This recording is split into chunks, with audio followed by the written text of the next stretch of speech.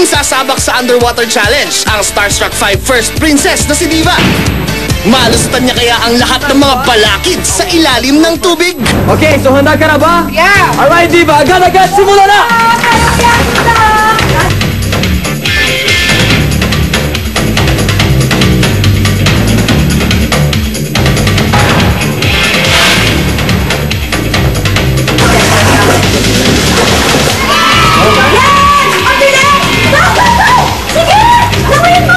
Support?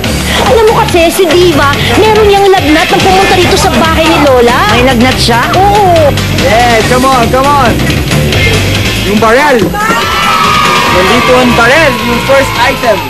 Nakakapagod lang talaga siya. Sobrang nakakapagod lumangoy. Kahit hindi ako lumangoy. Pero like, diving, going to the hole, umangon ka, lalakad ka, tapos magdadive ka na naman.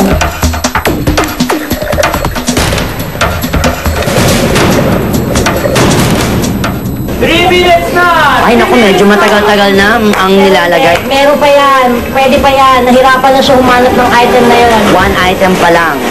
100,000 is not waiting for anyone. Umabit sa mga kaibigan sa bale. Sa wakas, nakuha na rin ni Diva ang ikalawang laruan. Pero bilisan mo naman, Diva! Yes, malapit na, malapit na! Two more items! Okay, nandito na aeroplano. Go, go, go! Dito, dito, dito, dito! Meron dyan, meron dyan! Diba? I can see. Parang I just really wanna finish the challenge. Kahit hindi ako yung pinakamabilis. 8 minutes! Bilisan mo!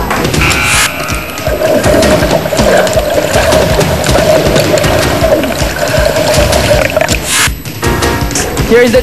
Ay, binaton! Ako may galit! May galit si Diva kay Mary. Ito ay yung truck, yung third item.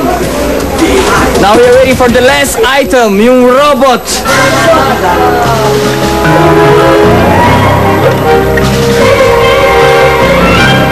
"12 minutes na, Diva." Diva, matagal pa ba yan? Time to rest. There! Go, go, go! Malalim pa talaga. Malalim dyan. Sabi ko sa'yo kapatid eh. Di basta-basta. Isa pa! Isa pang ipit ng paa mo. 12. Medyo malapit lang siya sa gilid. So, ginanon ko na lang siya sa kamay ko para lumapit siya sa akin. And then I dive while I'm holding the side. And then, yun, nakuha ko yung last toy.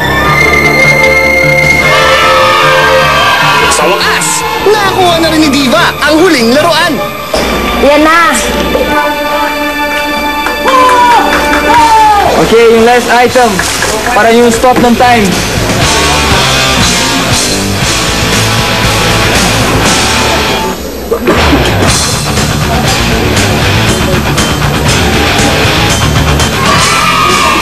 Yes, stop time. Yes, ganon. Come here. I know you're feeling cold. Hindi ba narapan ni Bogart? Ay! Bogart! Okay, ay, anong feeling mo? Malamig? Malamig. Malamig ng tubig? Tsaka sobrang nahirapan talaga ako sa paglangoy. Sobrang mahirap? Oo. Bakit? Kasi hindi ako marunong lumangoy. Hindi marunong? Yeah, hindi ako Pero marunong. you did good. Pero yung breath, mahirap to hold the breath? Yeah.